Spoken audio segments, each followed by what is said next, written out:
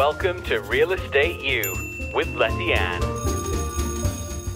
Hey, welcome back to Real Estate U with Letty Ann. And today we're going to be talking about the importance of not only your title insurance, but your title policy when you close at the closing table or with your attorney if you're watching from out of state. So today I have Katie Ryherd with me with First American Title. She's an escrow officer and in Overland Park, Kansas. And good morning, Katie. Good morning. We're going to talk to you today about the importance of title, because I don't think people truly understand why am I having to purchase a title insurance policy? And that's typically purchased by the seller. Is that correct? The owner's policy is typically purchased for the buyer by the seller. Gotcha. Thank you for clarifying. So it's the owner's policy. Let's start at the beginning. So when one secures a property, and of course, in Kansas and Missouri, we do not use attorneys for closing, just title companies. So again, if you're watching from out of state, we escrow with only the title company. So once a property is secured, and of course we send you our contract and all of that information, your next step is to investigate title and tell us. To begin. Yeah, that's the first step. So tell us the why behind that and the importance of looking through what's happening with the title. So as soon as we get your contract, we begin our title search. It's pretty important. Most people you're spending a lot of money on a property. And if there's any liens or judgments or anything like that could come back down the road after you bought it, we're going to take care of that. And so we're going to find anything like that on the property, any mortgages, and we're going to make sure that all of those are paid off so that there's no liens on the property whenever it goes into title under the new buyer's name. If by some chance something down the road shows up that we didn't catch, then we're liable, not you. And it ultimately saves the buyer, could save you thousands, tens of thousands of dollars. The buyer, if there's any hiccups. So you typically send that to the real estate professional. So you'll send like, for example, if I sent you a contract, you would eventually soon thereafter send me the title policy. And if there's any, we would send you a title commitment, which is kind of prelim to the policy. Thank you. So you're sending the real estate professional a title commitment. It's up to that professional. Even if you saw some red flags, you generally don't call them out. You wouldn't call me and say, hey, there's a lien and they haven't paid their homeowner's insurance or homeowner's HOA dues for 6 years or something like that. That's up to the real estate professional to read through that title commitment. Is that correct? Most real estate agents and lenders have been in this business and they can see when something's going to cause an issue on the property. Right. So yes, most of the time it's not in our hands to say, hey, you should think about this. Mm-hmm. That is definitely probably the real estate agent's professional opinion to let the buyer know at that point. Or the seller even at that, because the seller needs to remedy those outstanding liens and whatnot. But typically what's on there is maybe they have 1 or 2 mortgages on the property that would need to be satisfied. And there might be a couple of other things that need satisfied, which is pretty typical. Do you suggest that policy actually being sent to buyer and to the seller just so they're completely aware of everything? I don't see any harm in the buyer and seller seeing it to begin the process, just so that they have kind of an ease of, their mind is eased to see that, hey, there's no judgments, there's no delinquent taxes. Everything should go smoothly from this point. So to me personally, I don't see a problem with sending it to the buyer and the seller. What's the craziest thing, just for grins, that you've ever seen? And I know you came from an abstract state. That sounds funny. I'm not calling anyone from Oklahoma abstract. But what that means is old school style, right? They're literally in a book that's handwritten, which I think is, I would love to, can you imagine? Did you look way back into how far back did it go? 1800s, 1700s? Yeah, they're so much fun to read. I mean, they go back from, and especially in Oklahoma, because it's so much Indian land. So it goes way back to when the Indians owned it. And no offense, sorry. It's cool. It's history. It is. I mean, you get to read about how the property was passed down and the process and anything that came to any liens, any judgments that came up on the property during it. And it's just a book. It's a bound book. And some of the books, the pages are so old that they're brown and really flimsy. I find it cool. I would imagine that the way the English is written is really interesting as well. Like even in the 1700s, 1800s, how they wrote, because they're English, you know what I mean? And I don't mean English, but anyway, you're fortunate that you get to see one of those. I think I was at a property in Kansas City off of Red Bridge Road that they had the original abstract from that property that they've just kept in that property. And it's funny, if Oklahoma is still, so it's not electronic at all?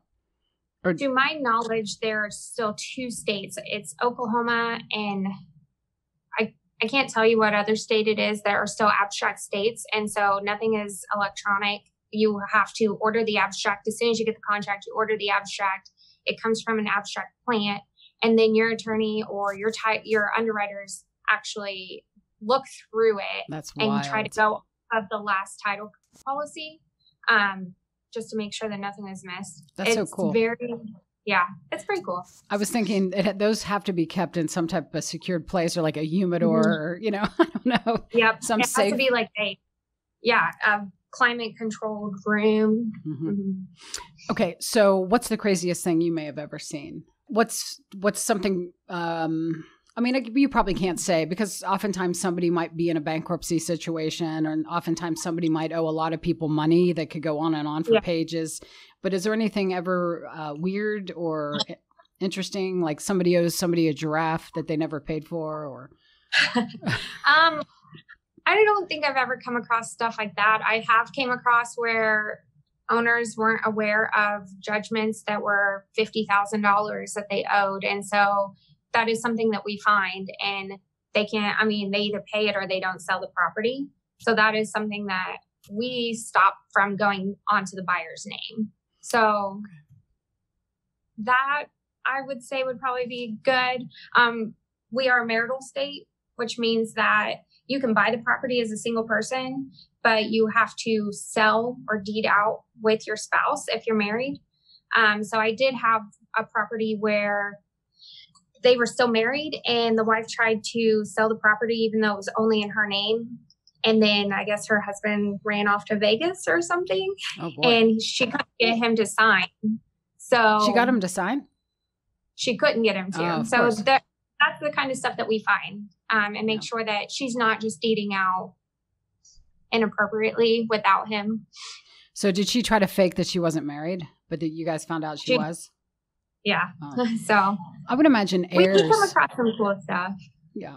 Heirs too, because there could be heirs from, 2 generations ago that heir that was 2 years old is now maybe 60 years. I don't know.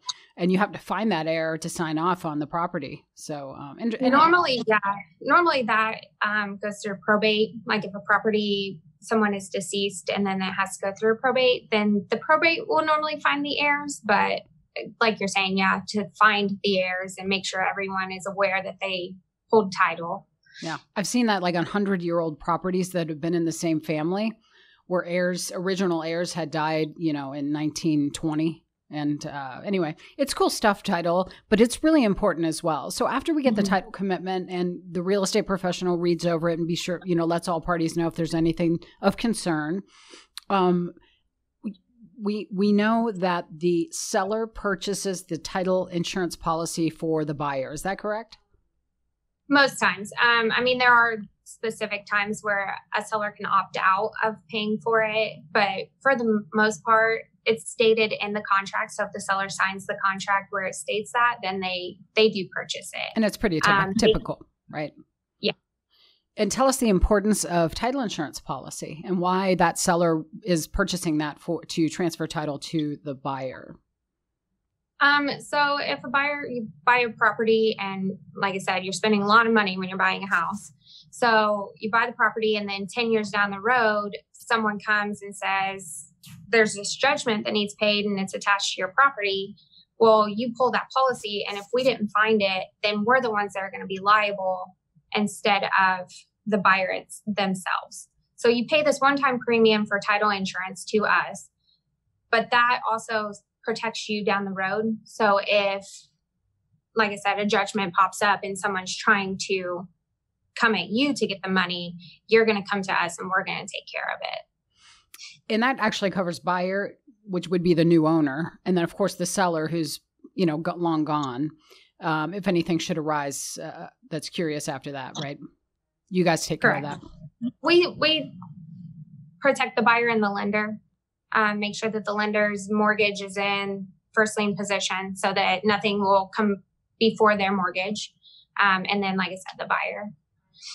What other things the common person, the consumer may not know? The importance of title that doesn't get talked about, that we have about 5 minutes left here that we could share with them, because oftentimes they don't understand, why am I paying these fees? What's an escrow closing fee, and all of that. So a lot of people don't see exactly what we do. They see the real estate agent finds them the house, the contract, and then there's 30 to 60 day period normally, where they just wait and then they work with the lender. We actually work directly with the real estate agents, with the lenders, anyone else involved, just to try to keep the buyer and seller out of it as much as possible, just to kind of not put so much stress on them. So we're kind of the middleman there, but at the most, we're searching these properties. We're making sure that the buyers are protected, that nothing's going to come up later on down the road that could hurt them financially. It's very important. Being a millennial, I have a lot of friends that just bought a house actually, and they all have came to me and they didn't understand it either. So it's kind of cool to just say, we're here to protect you. That's our kind of sums it up in a nutshell, the importance of your escrow officer, because you really bring it all together and tie up all the loose ends to be sure we're closing on time. And of course, you then pay the seller's mortgage off. So oftentimes people are like, do I need to write a check or what do I owe? And the beauty of it is you handle all of that. You do all of the transacting behind the scenes. Really, no money is actually changing hands except for perhaps cashier's check from the buyer, or something like that. Any crazy story from Oklahoma or anything wild, that you don't have to mention any names. Hopefully mine won't be included in that, for craziness at the closing table or anything? I mean, we do have stuff that comes up last minute at the closing tables that we don't like to see, such as, well, we will have sellers come in and we think that they're single the whole time, and they come to closing table and we find out that they're married, and then we have to get the spouse in. That can change things. Craziness, we try to keep it pretty calm, I guess. No big fights at the closing table or anything. It's not really. Yeah, it's normally a beautiful time, right? Everybody's happy and grateful that the stress is over. It's a good time to sit down at that table with the buyers and finally put faces to names and make everyone happy. So for the most part. And you do that. So I appreciate you and all of you guys at First American Title in Overland Park, Kansas. And if you have any questions for Katie, her information will be on the screen. You'll be able to reach her. And if you like the content that you're watching here, please tune in to our YouTube channel and subscribe so you don't miss any of these episodes or the content and the value that we're wanting to provide you, the consumer. So, and that is Letty Ann and Associates Real Estate Services. That's our YouTube handle. And we welcome you follow us on our socials, Instagram, we're even on Pinterest, Facebook, and LinkedIn. So, Katie, thank you so much. I so appreciate your time, and I look forward to seeing you and all the great people there at First American Title at my next closing. Thanks for having us. All right. See you again soon. Bye.